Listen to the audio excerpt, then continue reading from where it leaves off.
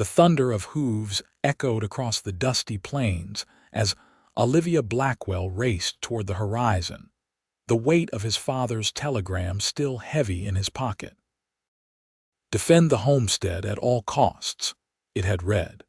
But Owen Blackwell hadn't expected to find a woman occupying his family's abandoned cabin when he finally arrived after 3 weeks of hard riding across the Montana Territory in the summer of 1876. The woman had copper hair that caught the fading sunlight and eyes the color of the stormy sky. She stood in the doorway of the small cabin, a shotgun held awkwardly in her trembling hands. Her dress was torn and dusty, and she looked as if she hadn't slept in days. "This is Blackwell property," Owen said, keeping his hands visible as he dismounted his exhausted horse. His tall frame cast a long shadow in the evening light, his weathered Stetson pulled low over his eyes. "I'm Owen Blackwell, and this is my family's homestead." "Violet Turner," she replied, her voice steadier than her hands, "and I've nowhere else to go." Owen approached cautiously, noting the determined set of her jaw despite the fear in her eyes. "That may be, Miss Turner, but this is still my family's land." "Your family abandoned it," she countered. "I found it empty 3 weeks ago. The door was hanging off its hinges, and wolves had been inside." Owen sighed, running a hand over the stubble on his jaw. It was true. His father had moved the family to Colorado after the drought had devastated their cattle operation. Owen had stayed behind in Virginia City, working as a ranch hand until his father's telegram had arrived with news that gold had been discovered near their old property. Now, every prospector and claim jumper in the territory would be trying to stake a claim if word got out. "I need to water my horse," Owen said finally, "and then we can discuss your situation." Violet lowered the shotgun slightly but remained wary as Owen led his horse to the small creek that ran behind the cabin. He took his time, allowing her to gather her thoughts and perhaps her belongings. When he returned, she was still standing in the doorway, but the shotgun was propped against the wall inside. "I fixed the door," she said simply, "and patched the roof where it was leaking." Owen nodded, noting the improvements to the small cabin. It was true that the place looked better than when his family had left it. The small vegetable garden his mother had abandoned was now thriving, and smoke curled from the chimney, suggesting a cooking fire within. "Why are you here, Miss Turner? This is no place for a woman alone." Her chin lifted defiantly. "I had no choice. My father died in the mine collapse at Silver Peak. The company seized our home for debts, and Her voice faltered momentarily. "I had nowhere to go." Owen removed his hat, running his fingers through his dark hair. "I'm sorry for your loss, truly." "But I can cook," she interrupted. "And I've made this place livable again. I can be useful while I save enough to move on." Owen hesitated.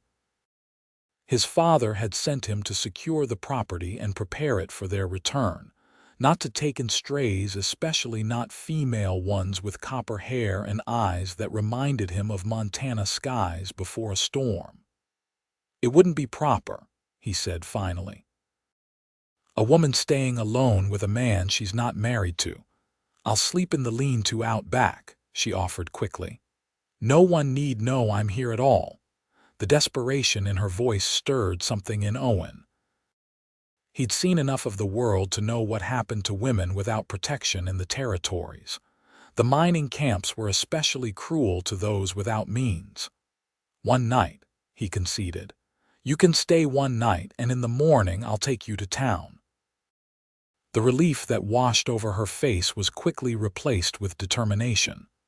"Thank you, Mr. Blackwell. You won't regret it." But as Owen entered the cabin that had once been his childhood home, he already suspected he might. The interior of the cabin had been transformed. What had been a hastily abandoned home was now clean and orderly.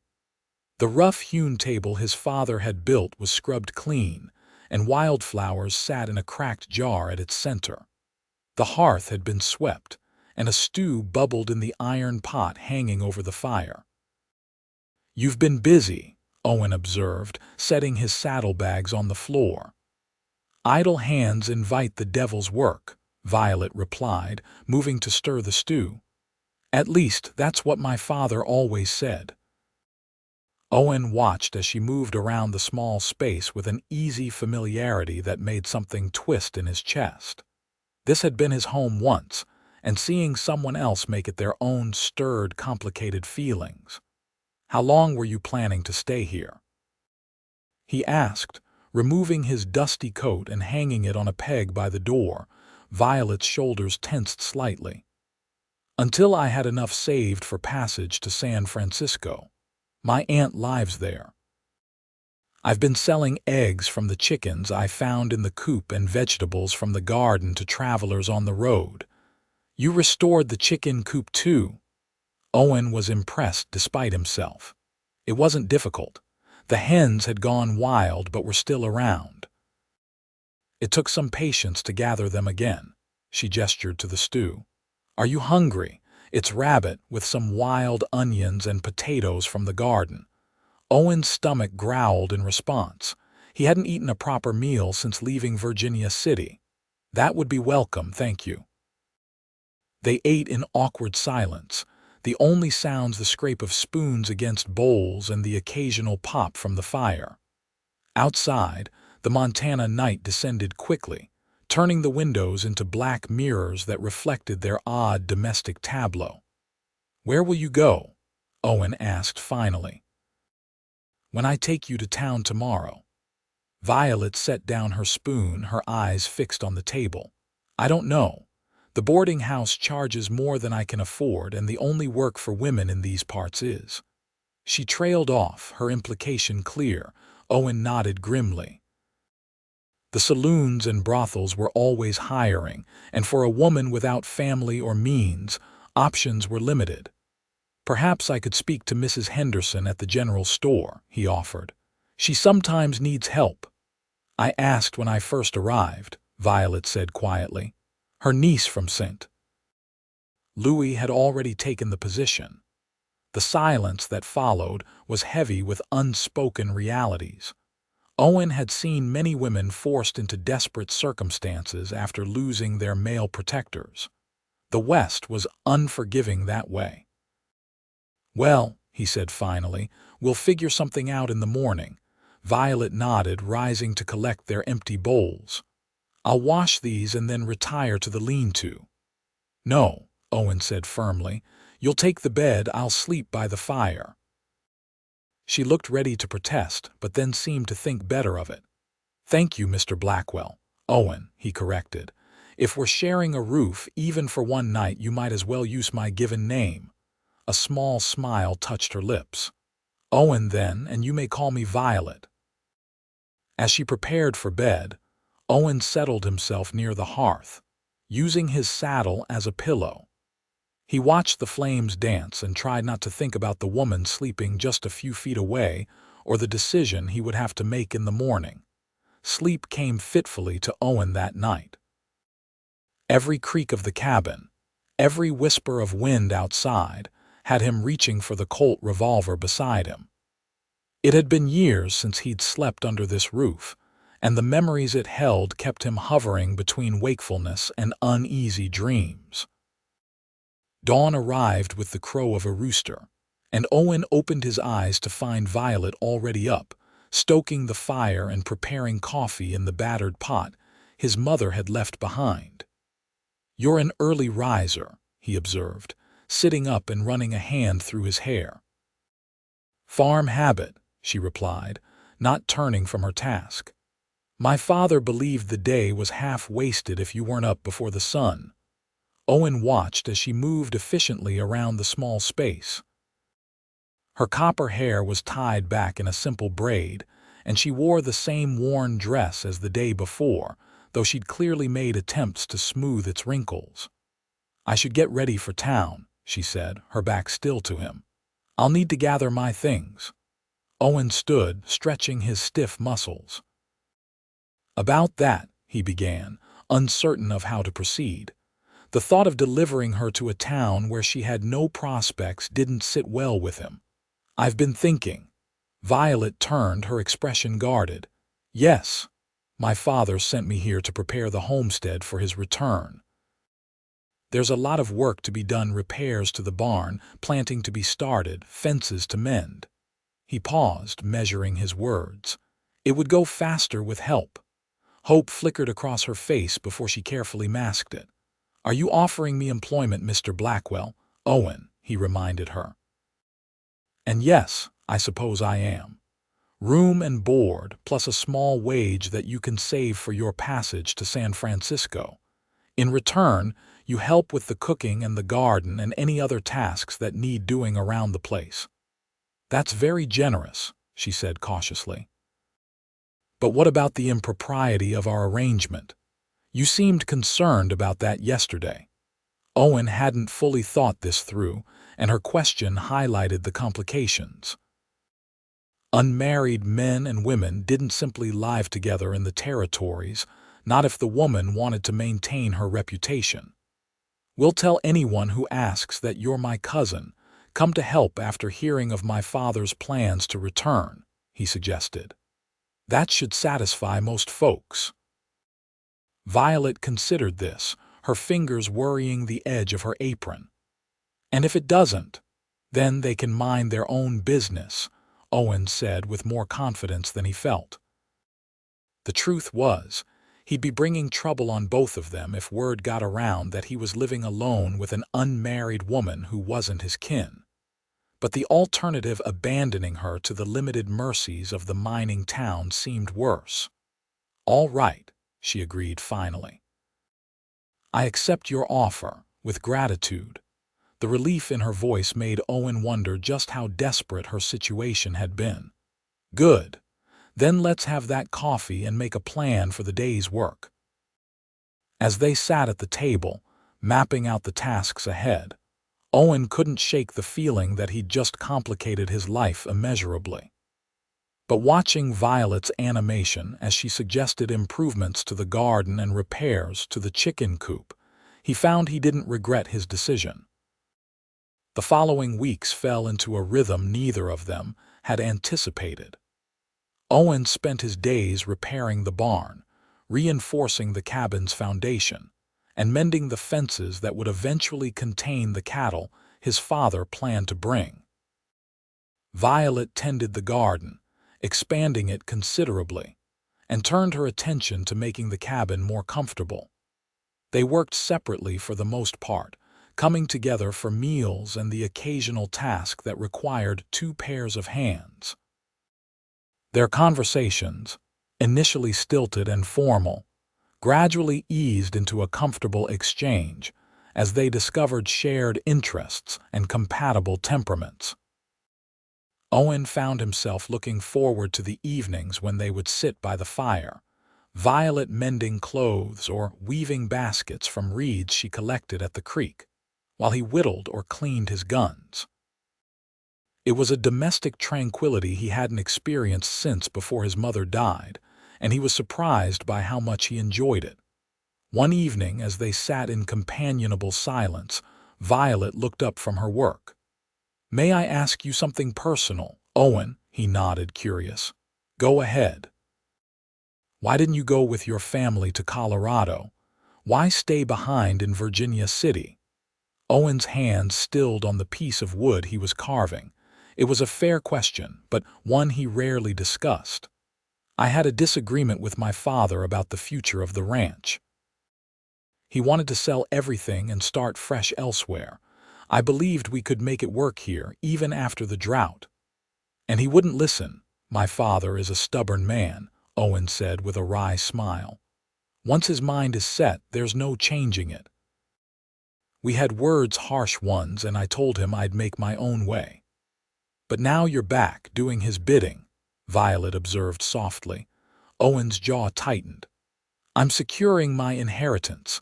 This land will be mine someday, and I aim to make sure it's not lost to claim jumpers or squatters in the meantime." As soon as the words left his mouth, he regretted them. I didn't mean that I'm a squatter, Violet finished for him, her voice even. But that's exactly what I am, Owen. I took shelter in an abandoned home that wasn't mine. You needed a place to stay, that's different. Is it? She set aside her mending and met his gaze directly. Your father abandoned this place, just as you said. I found it and made it livable again. In some ways, I have more claim to it than he does now. There was an edge to her voice that Owen hadn't heard before, a hint of the steel beneath her gentle exterior. He found himself admiring it even as her words challenged him. The law says differently, he reminded her, but without heat. The law, she echoed with a small, sad smile. The law also said the mining company could take my home after my father died in their unsafe shaft, even though he'd paid for it twice over with his blood and sweat. Owen had no response to that. The injustices of the frontier were many, and the law often served those with power and money rather than those in need. I'm sorry, he said finally, for what happened to your father and for my careless words. Violet nodded, accepting his apology. And I'm sorry for questioning your loyalty to your family. It's not my place.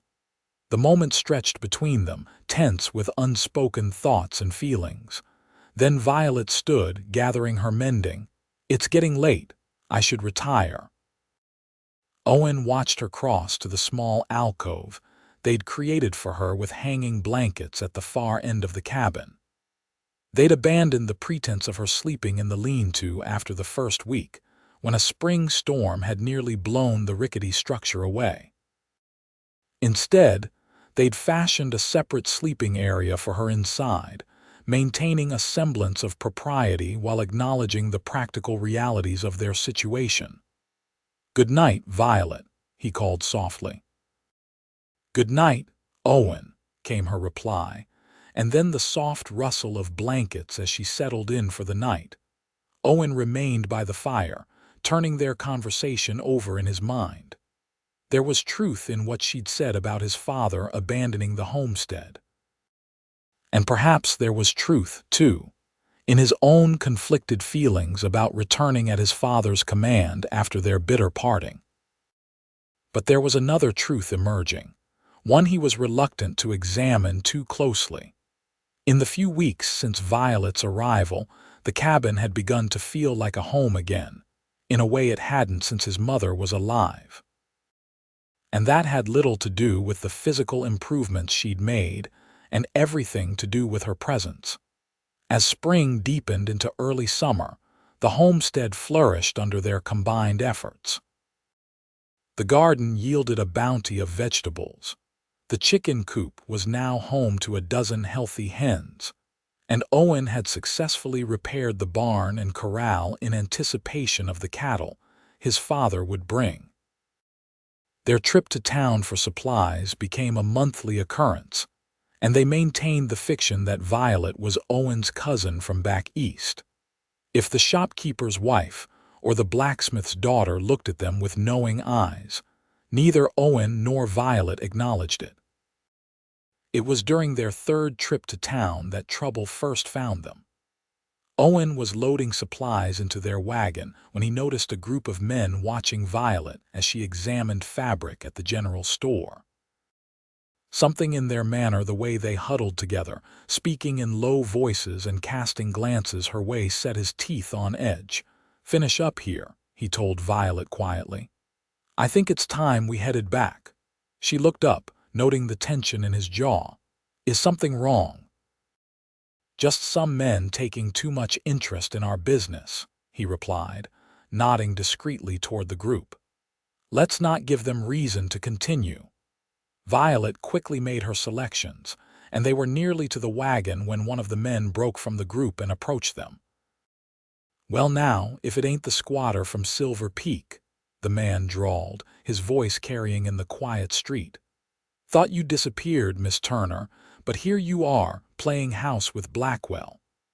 Owen stepped between them, his hand hovering near his holstered revolver. "This is my cousin, mister. You're mistaken." The man laughed, a harsh sound that drew attention from passers-by. "Cousin, is it? That's not what folks are saying. Word is, you've got yourself a pretty little bedwarmer out at that homestead." Anger flared hot in Owen's chest, but he fought to keep his composure. Starting a fight in the middle of town would only confirm the rumors and potentially lead to more trouble. "I don't know what you've heard, but you'd be wise to watch your mouth," he warned, his voice low. "Now step aside. We're leaving." The man's eyes narrowed, and for a moment, Owen thought he might push the confrontation further. Then a voice called from the saloon across the street. "Daniels, your table's ready." A heavy-set man waved from the batwing doors. The man Daniels spat in the dirt near Owen's boots. "This ain't finished, Blackwell. A decent man would have sent her packing, not kept her for himself." He sauntered away, leaving Owen and Violet standing in uncomfortable silence as curious onlookers pretended not to stare. "Let's go," Owen said quietly, helping Violet into the wagon before climbing up beside her. They rode in silence for several miles, the tension between them palpable. Finally, Violet spoke. "Who was that man?" Owen's hands tightened on the reins. "Joseph Daniels. He works for the Silver Peak Mining Company, or did, last I heard. Must have known your father." Violet nodded, her face pale. "He came to our house after the accident. He was the one who told me we had to leave because of father's debts to the company store." Owen glanced at her, noting the way her hands twisted in her lap. "Did he threaten you then?" "Not in words," she said softly, "but the way he looked at me. He suggested there were arrangements that could be made if I was accommodating." The implication made Owen's blood boil. "You should have told me." "What would you have done?" she asked. "Started a fight in the middle of town? That would only have made things worse." She was right, of course. A public confrontation would have drawn unwanted attention and potentially legitimized the rumors already circulating about their living arrangement. "We'll need to be more careful," he said instead. "Perhaps it's best if you don't come to town for a while." Violet turned to him, eyes flashing.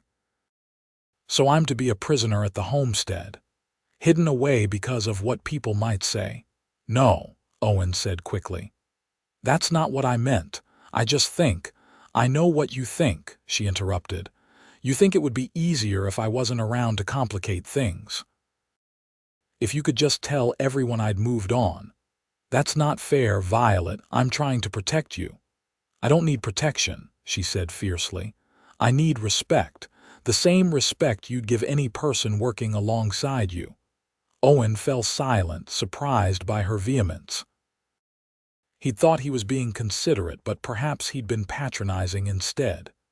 "You're right," he conceded after a moment. "I apologize. What would you suggest we do?" Violet seemed taken aback by his willingness to listen. I'm not sure, but hiding me away isn't the answer." "That only gives credence to their assumptions." Owen nodded slowly. "Then we continue as we have been. We work the homestead, we go to town when necessary, and we pay no mind to gossip. And if Daniels or others cause trouble, then we face it together," Owen said firmly. "This is our home, and we have every right to live in it as we see fit." The words hung between them, significant in ways neither was ready to examine. Our home. It had slipped out unbidden, but Owen found he didn't want to take it back. Violet's expression softened, and she reached out to touch his arm briefly. "Thank you, Owen." The simple contact sent warmth spreading through him that had nothing to do with the summer sun overhead. Owen nodded, not trusting himself to speak, and turned his attention back to the road. As they continued toward the homestead, the confrontation in town receded, replaced by the comfortable silence they'd grown accustomed to. But Owen couldn't shake the memory of Daniel's words or the unsettling feeling that their peaceful existence was about to be challenged. The threat materialized sooner than either of them expected. 3 days after their encounter in town, Owen was repairing a section of fence when he heard the distant thunder of approaching horses. He straightened, shading his eyes against the midday sun, and counted 5 riders approaching from the east. His hand moved instinctively to the revolver at his hip as he recognized Joseph Daniels at the head of the group. Behind him were 4 men Owen didn't know, all heavily armed and riding with purpose. "Violet," he called, turning toward the cabin where she was hanging laundry. "Go inside. We have company." She looked up, following his gaze to the approaching riders. Her face paled, but she gathered the wet clothes quickly and disappeared into the cabin. Owen hoped she'd have the sense to take the shotgun from its place by the door. He positioned himself between the approaching riders and the cabin, his stance casual but alert as the men reined in their horses a few yards away. "Blackwell," Daniels acknowledged with a nod that held no friendliness. "We need to talk." "You're trespassing on private property, Daniels," Owen replied evenly. "State your business or be on your way." Daniels dismounted, his spurs jingling as his boots hit the ground. The other men remained on horseback, watching the exchange with predatory interest. "Heard an interesting rumor," Daniels said, approaching slowly. "Seems your father struck gold on this worthless patch of dirt. That why you came rushing back from Virginia City?" Owen kept his expression neutral, though inwardly he cursed. His father's telegram had mentioned gold, but Owen had seen no evidence of it in his weeks of working the land. Still, rumors of gold were dangerous things in the territories, capable of inciting violence and drawing all manner of desperate men. "My father sent for me to prepare the homestead for his return," Owen said truthfully. "If he's found gold, it's news to me." Daniels laughed, a sound devoid of humor. "Come now, Blackwell. We both know the drought drove your family off this land, then suddenly your father wants it back. The same time prospectors are finding color in the creek beds all through this valley. Quite the coincidence." "Think what you like," Owen replied. "But as I said, you're trespassing. I'll ask you once more to state your business and be on your way."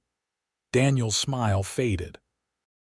"My business is with the woman you're keeping in that cabin. The mining company has unfinished business with Miss Turner regarding her father's debts." "Her father died working your unsafe mines," Owen said, anger creeping into his voice. "Whatever debts, he had died with him." "That's not how it works," Daniels countered. "The company's owed nearly $200. Until it's paid, they have a claim on any property or assets belonging to the Turner family." "She has no property. You saw to that when you drove her from her home." "She has herself," Daniels said, his meaning unmistakable. "Pretty young woman like that could work off the debt at the company boarding house. Plenty of lonely miners would pay good money for her. Companionship." The suggestion made Owen's hand tighten on his revolver. "Get off my land," he said, his voice dangerously quiet. Daniels seemed unconcerned by the threat. "You're harboring a debtor, Blackwell. That makes you liable. Either send her out to settle accounts or we'll consider your protection of her as assuming the debt yourself." "I'll say it one more time," Owen replied, drawing his revolver in one fluid motion. "Get off my land." The men on horseback shifted, hands moving to their own weapons, but Daniels held up a hand to stay them. "No need for gunplay today," he said, though his eyes had hardened. "We'll go peacefully. But this isn't over, Blackwell. The company will have its due one way or another." He mounted his horse with deliberate slowness, then tipped his hat in mock politeness. "Give Miss Turner my regards. Tell her I'll be seeing her soon." The 5 men wheeled their horses and rode away, leaving a cloud of dust and an unspoken threat hanging in the air. Owen watched until they disappeared over the ridge, then holstered his revolver and headed for the cabin. Violet was waiting just inside the door, the shotgun clutched in her hands. "What did they want?" she asked, her voice steadier than Owen expected. "Daniels claims the mining company is still after you for your father's debts," he explained, taking the shotgun gently from her grip. "He suggested you could work it off at the company boarding house." Understanding dawned in her eyes, followed by a flash of fear quickly masked by anger. "The boarding house is little more than a brothel. My father owed them for supplies, not enough to justify such demands." "How much did he owe?" Owen asked. Violet shook her head. "Perhaps $50 for tools and blasting powder. Certainly not the 200 Daniels claimed. They're inflating the debt to force you into an impossible situation," Owen said grimly. "It's a common tactic with the mining companies. What do we do?" Violet asked, her earlier bravado fading. Owen wished he had a simple answer. "For now, we stay alert. I don't think they'll return today, but we should be prepared in case they do. And tomorrow, the day after, we can't live under siege, Owen." She was right. They couldn't spend their days watching the horizon for riders, jumping at every sound. And with just the two of them, they couldn't maintain a constant watch. "I'll ride to the county seat tomorrow," he decided. "Speak to the sheriff, maybe consult a lawyer about these so-called debts. There must be legal protections against what they are trying to do." Violet nodded, though she didn't look convinced. "And if there aren't, the law hasn't been particularly kind to women without means or protection." Owen had no argument against that truth. The frontier justice system was often arbitrary at best, corrupt at worst. But they had to try something. "We'll find a way," he promised. "I won't let them take you, Violet." She looked up at him, searching his face for something reassurance, perhaps, or confirmation of his sincerity. Whatever she saw there seemed to satisfy her, for she nodded once more. "Thank you," she said softly, "for standing with me against them." The gratitude in her voice made Owen uncomfortable. He wasn't doing anything extraordinary, just what any decent man would do. But as he looked at her standing in the cabin they'd come to share, he knew his motives weren't entirely selfless. The thought of Violet being taken away, of returning to the empty homestead without her presence, was more disturbing than he wanted to admit. "We should finish the day's chores," he said, changing the subject. "No sense letting Daniels and his threats disrupt our work." They returned to their tasks, but the easy rhythm of their days had been broken. As they worked, Owen found himself constantly scanning the horizon, listening for the approach of horses. And when darkness fell, he insisted on taking the first watch, despite Violet's protests. "You need rest as much as I do," she argued as he settled himself by the window, rifle across his lap. "I'll wake you for the second watch," he promised. "Now get some sleep. Tomorrow will be a long day." Reluctantly, she retreated to her alcove. Owen watched the night deepen outside the window, his thoughts churning with strategies and contingencies. The mining company was powerful, with men and resources at its disposal. If they were determined to collect on this alleged debt, they wouldn't be easily deterred. The most straightforward solution would be to pay the debt, but $200 was a fortune in the territories. Owen had perhaps $50 to his name, certainly not enough to satisfy Daniels and his employers. As the night wore on, another possibility took shape in his mind. It was unorthodox, perhaps even foolhardy, but it might offer Violet the protection she needed. The question was whether she would agree to it, and whether Owen himself was ready for such a step. By dawn, he had made his decision. When Violet emerged from her alcove, he was still at the window, his expression determined. "You never woke me for my watch," she chided, moving to stoke the fire. "I had thinking to do," he replied, setting aside the rifle and standing to stretch his stiff muscles. "About our situation." Something in his tone made her turn to face him. "And have you reached any conclusions?" "I have," Owen said, meeting her gaze directly. "I think you should marry me." The words hung in the air between them, startling in their plainness. Violet stared at him, her expression shifting from surprise to confusion to wariness. "Marry you," she repeated.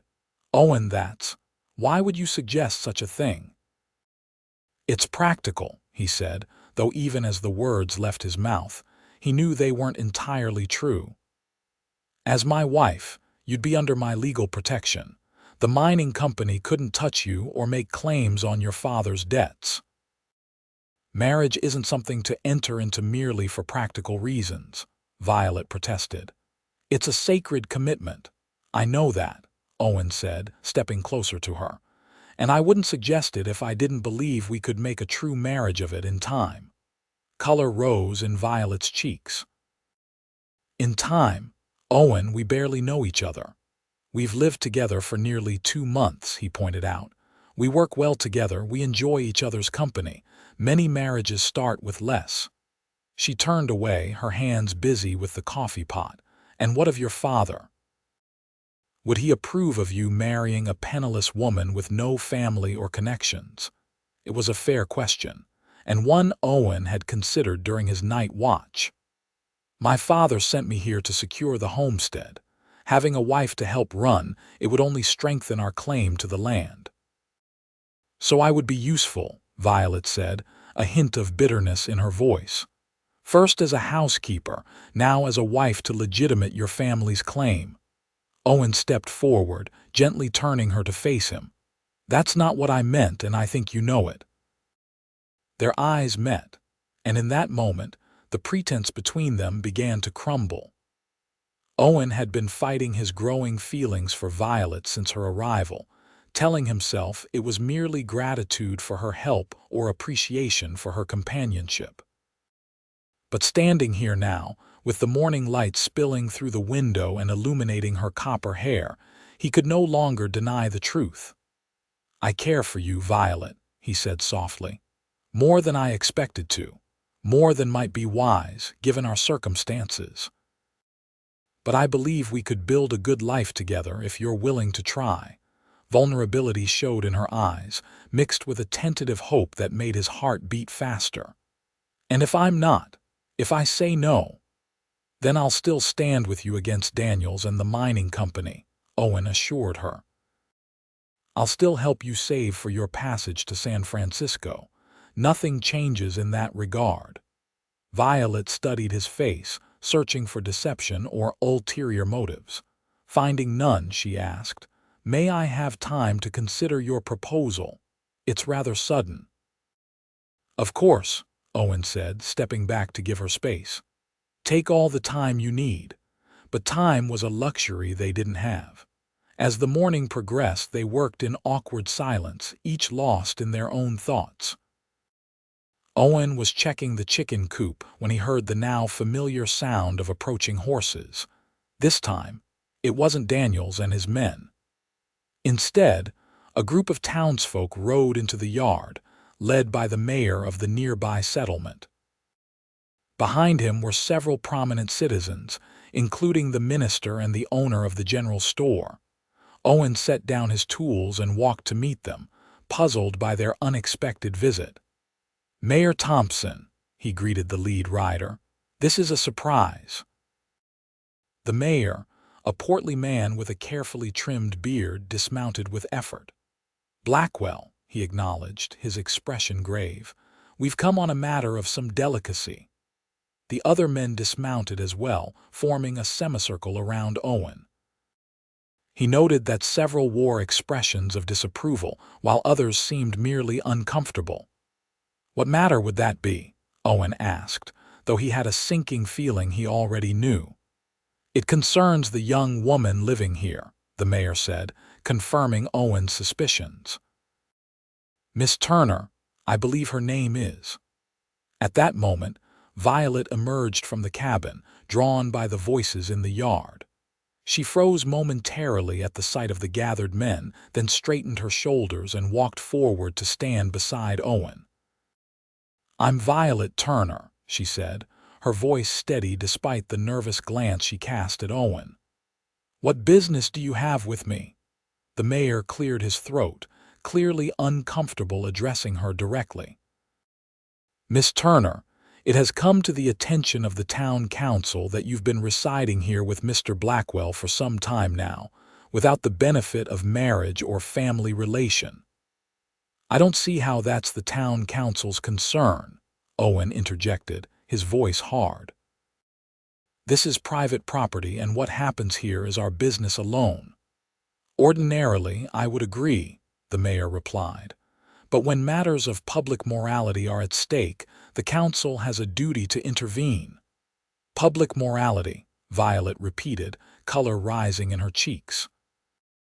We've done nothing immoral.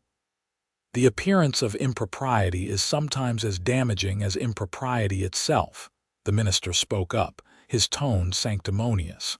A young, unmarried woman living alone with a bachelor, it sets a poor example for the community.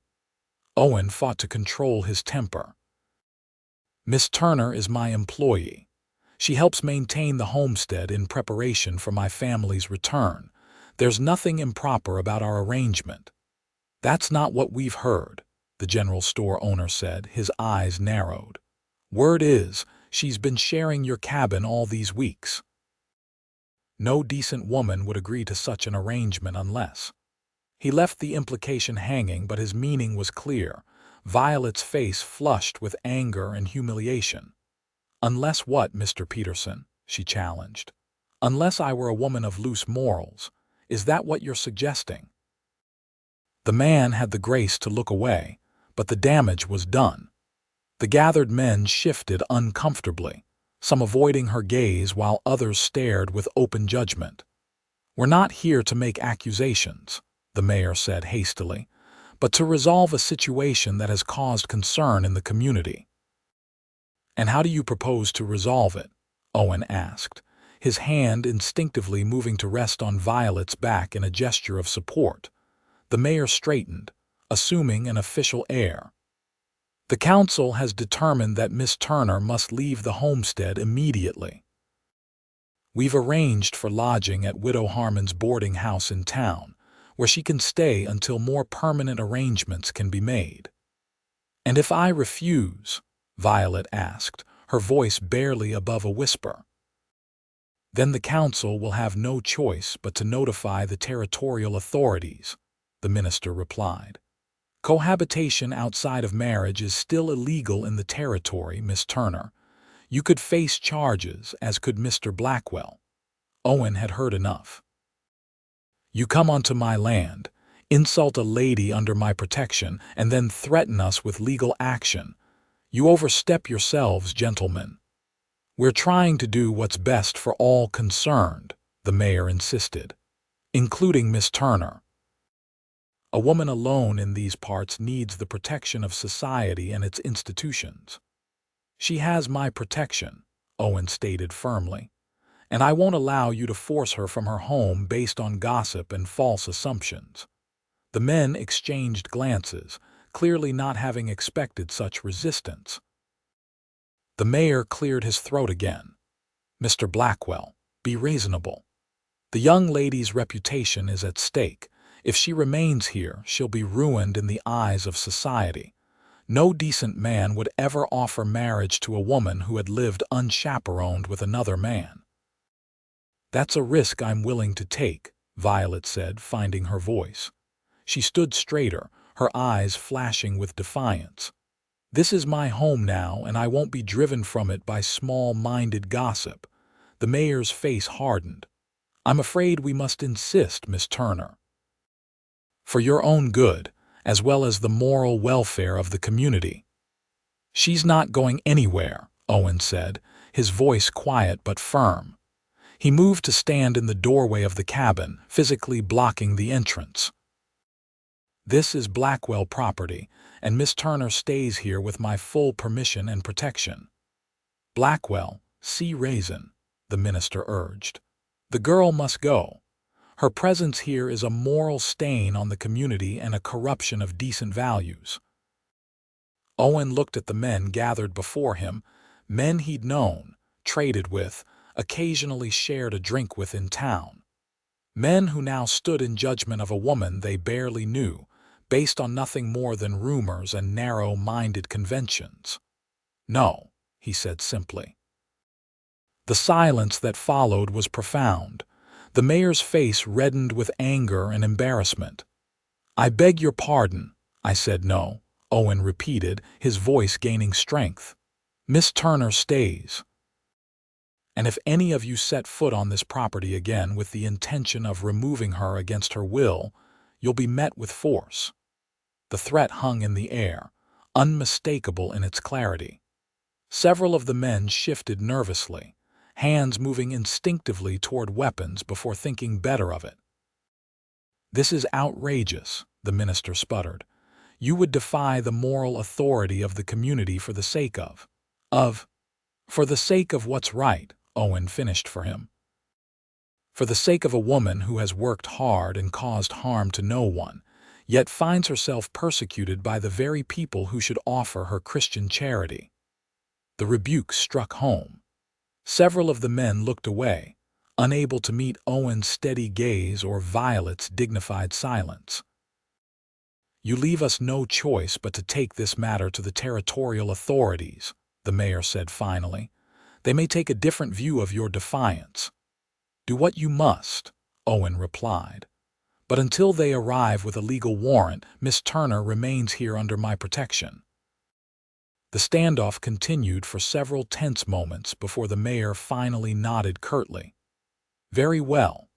But this isn't the end of the matter, Blackwell. The council will not stand for such flagrant disregard of community standards." "I believe our business is concluded," Owen said, not bothering to hide his contempt. "Good day, gentlemen." The men mounted their horses, some muttering under their breath, others casting dark looks at the cabin and its inhabitants. As they rode away, Owen remained in the doorway, watching until they disappeared from sight. Only then did he turn to Violet, who stood pale but composed beside him. "Are you all right?" he asked softly. She nodded, though her hands trembled slightly. "I never expected to be spoken of as if I were some fallen woman." "They had no right," Owen said, anger still evident in his voice. "No right to judge you or demand you leave your home." "Our home," she corrected quietly, meeting his eyes. "And yes, Owen, I will marry you." The words took him by surprise, coming so suddenly after the confrontation. "Violet, you don't have to decide now, not because of what just happened. I want you to be certain." "I am certain," she said, her voice steadier now. "Not because of their threats or judgments, but because I've come to care for you too. Because I believe, as you do, that we could build a good life together." Owen searched her face, finding sincerity in her eyes that matched the pounding of his own heart. Slowly he reached for her hand, marveling at how small it felt in his own. "Then we'll be married," he said simply. "As soon as can be arranged." Violet's smile was like sunshine breaking through clouds. "It won't be easy. The town will talk. Your father may not approve." "Let them talk," Owen said, returning her smile. "And my father will come around once he meets you. He respects determination and hard work above all else." As they stood together in the doorway of the cabin, they'd shared, the future stretching before them uncertain but full of possibility. Owen felt a peace he hadn't known since leaving this land years before. Whatever challenges came next from Daniels, from the town council, from his own family, they would face them together. The wedding took place 3 days later, not in the town church where they would have faced whispers and judgmental stares, but on the homestead itself. The ceremony was simple, performed by a circuit judge who happened to be passing through the area, and who agreed to officiate when Owen rode out to meet him on the main road. Their only witnesses were an elderly couple who lived on a neighboring homestead 5 miles away, people who had known Owen's family for years, and who welcomed Violet with genuine warmth. The woman brought a small cake she'd baked for the occasion, and her husband played a fiddle for their first dance as husband and wife.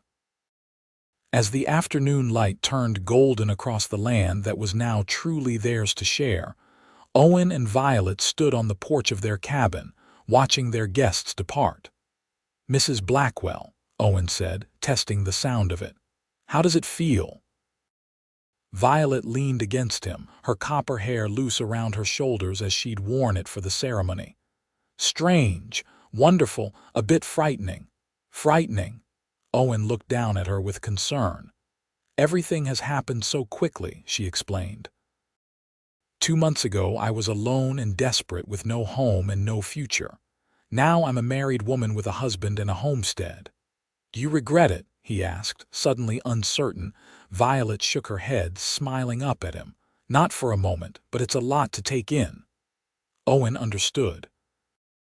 Their courtship had been unconventional by any standard, compressed by circumstances and external pressures. But he felt in his heart that they had made the right choice, that what had begun as an arrangement of convenience had grown into something genuine and lasting. "We have time now," he said, putting his arm around her shoulders.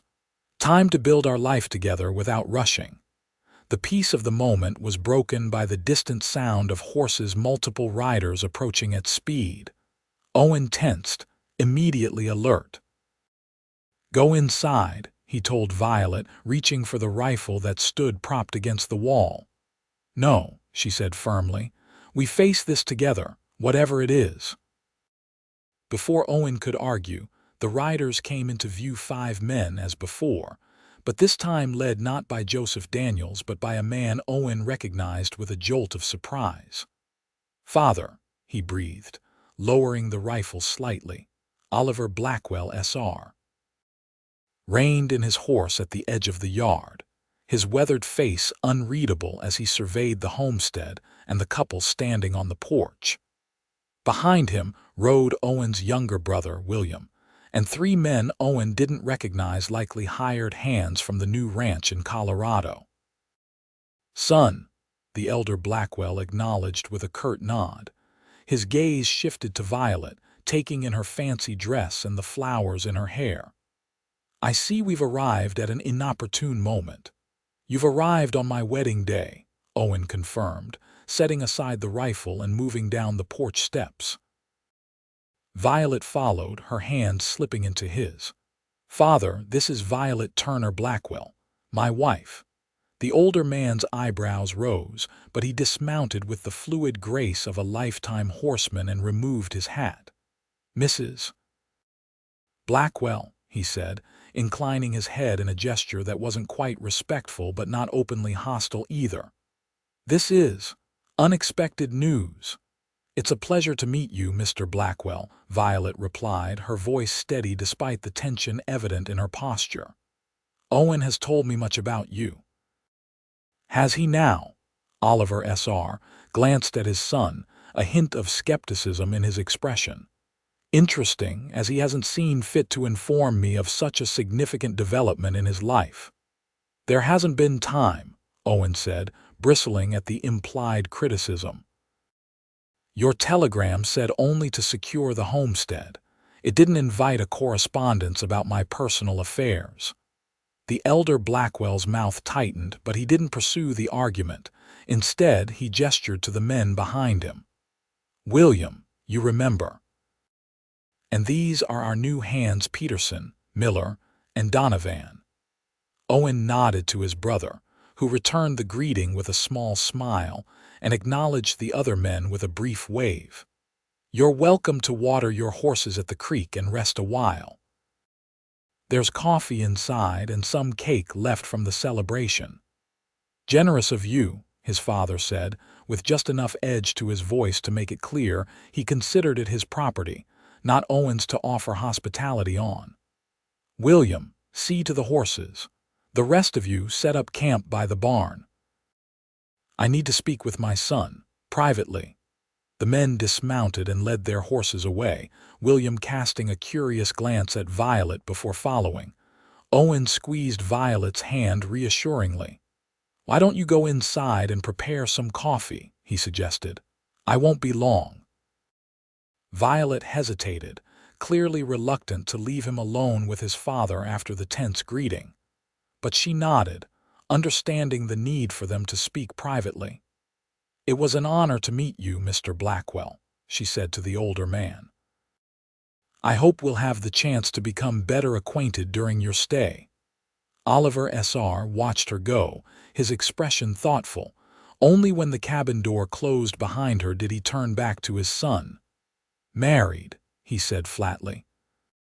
"To a woman I've never met, without so much as a letter of introduction or a request for blessing. Care to explain yourself, boy?" Owen bridled at being addressed as boy at 30 years of age, but he kept his temper in check. "It's a long story, father. One I'd be happy to share, but not if you're going to stand in judgment before hearing it." The older man's eyes narrowed. "Don't take that tone with me. I sent you here to secure our property, not to find yourself a bride." "I've done both," Owen replied evenly. "The homestead is in better condition now than when we left it. The barn is repaired, the fences mended, the garden thriving. And yes, I've married a good woman who's helped make all that possible." "And who is she?" his father demanded. "Where does she come from? What family?" "Her father was a miner at Silver Peak. He died in a shaft collapse earlier this year. The company took their home for alleged debts." Owen watched his father's face, knowing the older man's opinions about the mining companies and their practices. She was alone, with nowhere to go. "So you married her out of pity?" The scorn in his father's voice made Owen's hands clench. "I married her because I love her," he said, the words coming easily now that they were spoken aloud. "Because she's strong and determined and makes this place feel like a home again. Because when the town council came to drive her away, I couldn't imagine my life without her." Oliver S.R. blinked, surprised by the vehemence in his son's voice. "The town council? What business did they have here?" Owen hesitated, weighing how much to reveal. "They objected to our living arrangement before we were married. There was also trouble with the mining company. They're still pursuing her for her father's debts." Understanding dawned in the older man's eyes. "So you married her to protect her from these vultures?" "That was part of it," Owen admitted, "but not all, not even the most important part." His father studied him for a long moment, then sighed heavily. "You always were headstrong, just like your mother." There was a softening in his voice at the mention of his late wife. "She'd have liked this girl of yours, I suspect. Never could resist a stray in need." It was as close to acceptance as Owen was likely to get, at least for now. "Violet's not a stray, father. She's my wife and the future of this homestead. I'd appreciate it if you'd treat her with the respect she deserves." Oliver S.R. nodded slowly. "Fair enough. I'll reserve judgment until I've had time to know her better." He glanced toward the cabin. "Now, I believe you mentioned coffee and cake. It's been a long ride from Colorado." As they walked toward the cabin together, Owen felt a cautious optimism. His father was a hard man, but a fair one. Given time, he would see Violet's worth, just as Owen had. Inside, they found Violet had not only set out coffee and the remaining wedding cake, but had also started preparations for a substantial meal. William and the ranch hands had been invited in and were seated around the table, already engaged in conversation with the new Mrs. Blackwell. And then the calf just walked right into the house, mud and all, like it owned the place. William was saying, his usual reserve forgotten as Violet laughed at his story. She looked up as Owen and his father entered, her smile warm but her eyes questioning. Owen gave her a slight nod of reassurance as he moved to stand beside her. "Father, would you like to sit?" he offered, gesturing to the head of the table where Violet had set a place. Oliver S.R. paused, his gaze moving from the carefully arranged table to the woman who had created this welcome. Something in his expression shifted, not quite approval, but perhaps a willingness to reconsider his initial judgment. "Thank you, Mrs. Blackwell," he said, taking the offered seat. "Your hospitality is appreciated." "Please call me Violet," she replied, pouring coffee into his cup. "After all, we're family now." The evening progressed more smoothly than Owen had dared hope. His father, while not effusive, was polite to Violet and seemed genuinely interested in the improvements they'd made to the homestead. William, always more easygoing than either his father or brother, took to Violet immediately, appreciating her quick wit and practical nature. It was only after the meal, when the ranch hands had retired to their camp by the barn and William had gone to check on the horses one last time, that Oliver Sr. broached the subject that had brought him to Montana. "I suppose you're wondering why we've come ahead of schedule," he said, accepting the whiskey Owen poured from a bottle they'd been saving for a special occasion. "The thought had crossed my mind," Owen admitted, sitting beside Violet on the bench across from his father. "Your telegram said to expect you in the fall after the cattle drive." The older man took a sip of his whiskey, his expression turning grave. "There's been trouble in Colorado, drought again, worse than here. The new ranch isn't going to work out." "I'm sorry to hear that," Owen said, genuinely sympathetic despite their differences. He knew how much his father had invested both financially and emotionally in the Colorado property. "It was a mistake to leave Montana," Oliver Sr. acknowledged, the admission clearly difficult for him. "Your mother always said this land was special, that it would sustain us if we were patient and worked with it instead of against it." He shook his head. "I should have listened to her, to you." The unexpected acknowledgment left Owen momentarily speechless. His father had never been one to admit errors in judgment, especially not to his children. "What will you do now?" Violet asked, filling the silence. "Return here permanently," Oliver Sr. nodded. "That's the plan. We've sold what we could in Colorado and brought the best of the breeding stock with us. They're being driven up by the rest of the hands, should arrive in about a week." He looked directly at Owen. "I was hoping you'd be willing to partner with me, make this a true family operation again." The offer was everything Owen had wanted when his father had first announced the move to Colorado, recognition of his value to the ranch, a place as an equal rather than just a son following orders. But circumstances had changed. "What about Violet?" he asked. "Where does she fit into this family operation?" His father glanced at the woman in question, who sat straight-backed and attentive beside Owen. "That would depend on her skills and interests, I suppose. Your mother handled the accounts and correspondence, raised the kitchen garden, and helped with calving season. There's always work for willing hands on a ranch." "I'm not afraid of hard work, Mr. Blackwell," Violet said.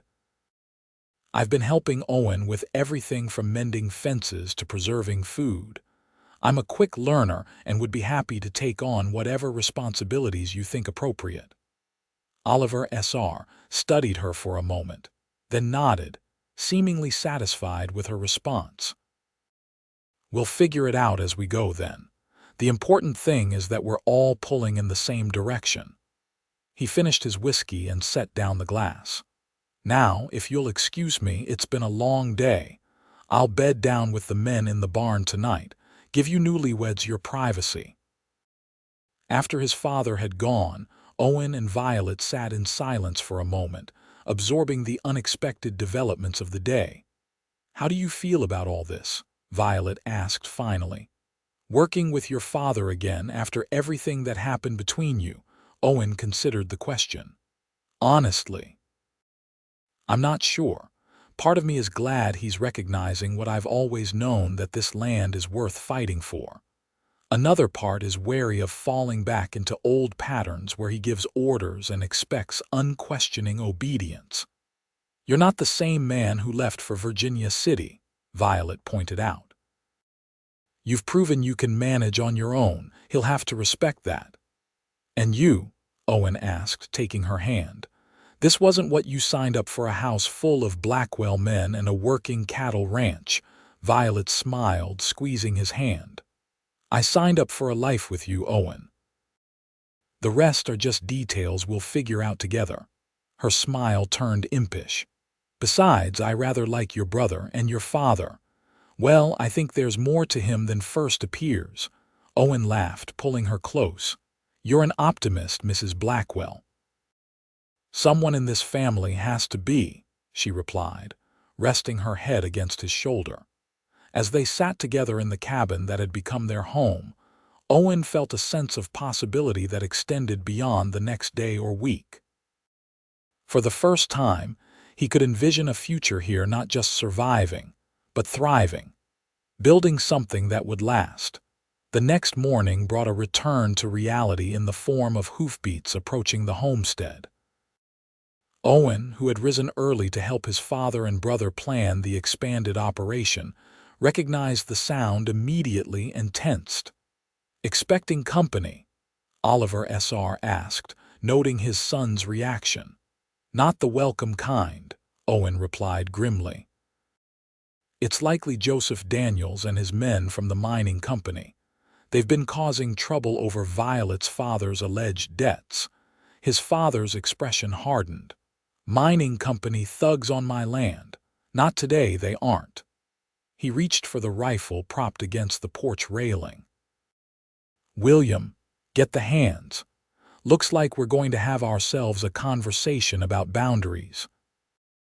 By the time Daniels and his men rode into the yard, they were met not by Owen alone but by the full complement of Blackwell men: Owen, his father, William, and the 3 ranch hands, all armed and standing in a determined line before the cabin. Daniels reined in his horse, surprise evident on his face as he took in the unexpected show of force. Blackwell, he acknowledged Owen warily. I see you've acquired some help. My family, Owen corrected him, who are less than pleased to find mining company men trespassing on Blackwell land. Oliver S.R. stepped forward, his rifle held casually but visibly at the ready. I'm Oliver Blackwell. This is my property and you're not welcome on it. State your business and then leave. Daniels straightened in his saddle, attempting to reassert his authority. Our business is with the Turner woman regarding her father's debts to Silver Peak Mining Company. It's a legal matter that doesn't concern you, old man. The elder Blackwell's eyes narrowed dangerously. That Turner woman is now my daughter-in-law, which makes her business very much my concern. As for your legal matter, I find it interesting that you're pursuing it with armed men rather than through the courts. We've tried the reasonable approach, Daniel said, his gaze shifting to the cabin door where Violet now stood watching the confrontation. She's refused to acknowledge the debt or make arrangements to settle it. Because it's a fabrication, Violet called out, her voice strong despite the fear Owen could see in her eyes. My father owed a fraction of what you claim, and even that was paid twice over in blood when your unsafe mine collapsed on him. Daniel's face darkened with anger. Watch your tongue, woman. The company has documented every penny of Alexander Turner's debt, and as his only heir, you're legally obligated to settle it. Documented where? Oliver S.R. challenged. Have you brought these documents with you? Have they been reviewed by a judge? Or are you simply making demands based on the company's word alone? The questions hit their mark. Daniels shifted uncomfortably in his saddle. The company's records are kept at the main office in Silver Peak. The territorial judge has upheld similar claims in the past. Then take it to the judge, Owen suggested coldly. If you have a legitimate claim, pursue it through legal channels. But until you return with a court order signed by a territorial judge, you're trespassing on private property. And we don't take kindly to trespassers, William added, his young face set in an uncharacteristically hard expression. Daniels looked from one Blackwell to another, clearly recalculating his odds. What had seemed a simple matter of intimidating a lone woman and a single homesteader had become considerably more complicated with the arrival of reinforcements. "This isn't over," he said finally, his voice tight with suppressed rage. "The company won't forget this interference." "Neither will we," Oliver S.R. replied evenly. "Now get off my land before I decide you're not just trespassing but threatening my family. That would give me certain rights under territorial law that you might not enjoy experiencing firsthand." The threat hung in the air, unmistakable in its clarity. After a tense moment, Daniels nodded curtly to his men, and they wheeled their horses around, riding away without another word. The Blackwells watched them go, maintaining their defensive line until the riders disappeared from view. Only then did Oliver S.R. lower his rifle, turning to look at his new daughter-in-law with newfound respect. "Seems you've brought some excitement to the family, Mrs. Blackwell," he observed, a hint of dry humor in his voice. "Care to tell me the full story of this mining company business over breakfast? I find I've worked up quite an appetite." As they gathered around the table, Violet recounted the complete history of her father's employment with Silver Peak Mining, his death in the collapse, and the company's subsequent actions to seize their home and pursue her for inflated debts. Owen watched his father's face as she spoke, recognizing the growing anger in the older man's eyes, anger not at Violet, but at the injustice she had endured. "It's a common enough tactic," Oliver S.R. said when she had finished. "The companies keep their workers in perpetual debt through the company store, then use those debts to control them and their families.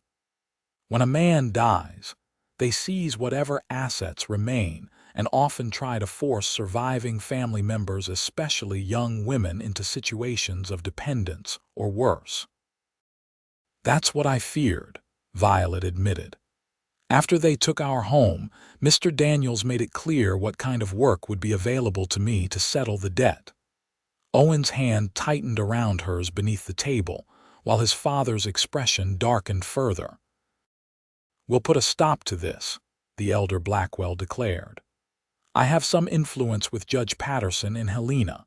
He's no friend to the mining companies and has ruled against them in similar cases. We'll take this matter to him directly, with documentation of your father's actual expenses at the company store if you have any records." "I have his pay ledger," Violet said, hope kindling in her eyes. "He kept meticulous records of every purchase and payment." "Good man," Oliver S.R. approved. "That will help our case considerably. William and I will ride to Helena tomorrow. The judge should be on his circuit court rotation there this week." Owen looked at his father with newfound appreciation. The man who had left Montana bitter and defeated was gone, replaced by the strong, decisive figure he remembered from his childhood, the man who had built the Blackwell Ranch from nothing and defended it against all challenges. "Thank you, Father," he said simply. Oliver S.R. waved away the gratitude. "She's family now, and Blackwells protect their own." He turned his attention to the breakfast before him. "Now let's discuss more pleasant matters. We have a ranch to rebuild." Over the next week, the homestead transformed into a hive of activity. The barn was expanded to accommodate the additional horses and the cattle that would soon arrive. New corrals were constructed, fences reinforced, and grazing areas assessed. Oliver S.R.